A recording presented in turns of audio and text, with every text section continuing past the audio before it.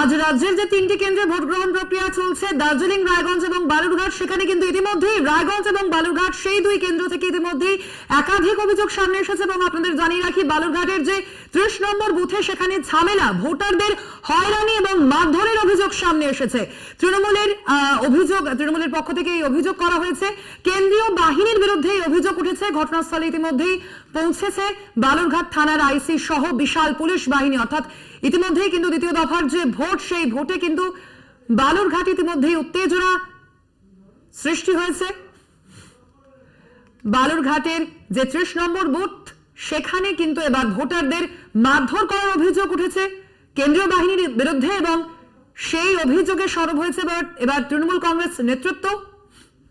ইতিমধ্যেই সেখানে পৌঁছেছে, পরিস্থিতি নিয়ন্ত্রণে সেখানে পৌঁছেছে বালুরঘাট থানার পুলিশ সহ বিশাল পুলিশ বাহিনী। আপনাদের জানিয়ে রাখি, আজ রাজ্যের যে তিনটি কেন্দ্র, দার্জিলিং, রায়গঞ্জ এবং বালুরঘাট, সেই তিনটি কেন্দ্রে ভোটদান রয়েছে। এবং আপনারা দেখতে পাচ্ছি যে আজ সকাল থেকেই বালুরঘাট এবং রায়গঞ্জ যে দুটি কেন্দ্র রয়েছে, সেখানে একদিকে যেমন ইভিএম বিভ্রাটের খবর সামনে এসেছে, অভিযোগ সামনে এসেছে, তার পাশাপাশি বালুরঘাটের এবং রায়গঞ্জ থেকে সেখানে কিন্তু কেন্দ্রীয় বাহিনীর বিরুদ্ধে একাধিক অভিযোগ সামনে এসেছে। এবং যে অভিযোগ আপনাদের সামনে তুলে ধরছি, আমরা ভোটারদের হয়রানি এবং মারধরের অভিযোগ করা হয়েছে।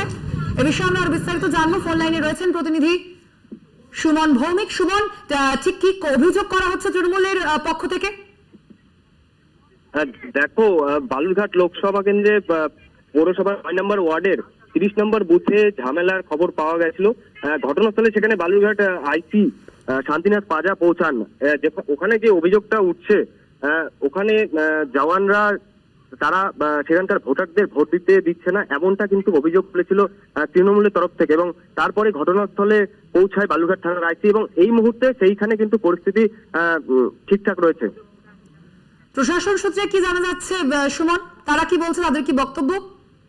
দেখো, সকাল থেকে যেহেতু রোদটা বেলা করার সাথে সাথে অনেকটাই বেড়ে যাচ্ছে, তো সেই কারণে সকাল থেকে কিন্তু ভিড়টা সেখানে প্রচুর পরিমাণে হয়ে যায় এবং সেটা সামাল দিতে গিয়ে এই সমস্যাটা হয়েছিল প্রশাসনিক সূত্রে যেটা খবর।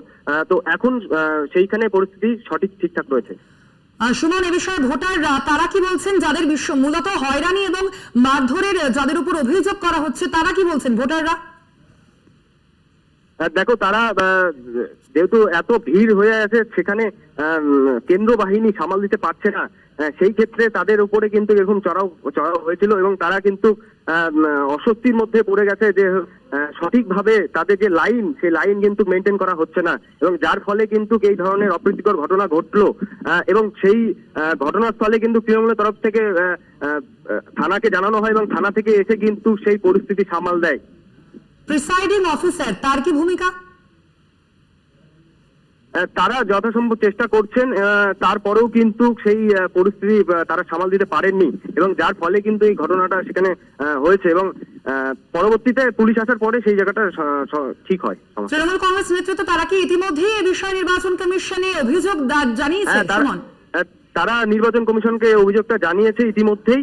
তারা এই বিষয়ে সেখানে এখনো পর্যন্ত তারা রয়েছে, যাতে আর কোনো অপ্রীতিকর এই ধরনের ঘটনা না ঘটে, সেই কারণে কিন্তু তারা বিভিন্ন বুথে টহলদারি করছে এবং দেখছে যে সঠিকভাবে নির্বাচনে যে ভোট দিতে সাধারণ মানুষ আসছে তারা ঠিকঠাক দিতে পারছে কিনা। সুমন, আমরা দেখেছি বারে বারে কেন্দ্রীয় বাহিনীর এই ভূমিকা নিয়ে কিন্তু সরব হয়েছে শাসক দল।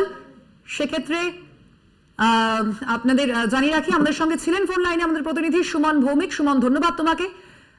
এবার বালুরঘাটের যে 30 নম্বর বুথ, সেখানে কিন্তু ভোটারদের মারধরের অভিযোগ উঠছে কেন্দ্রীয় বাহিনীর বিরুদ্ধে এবং সে বিষয়ে এবার সরব হয়েছে তৃণমূল কংগ্রেস নেতৃত্ব।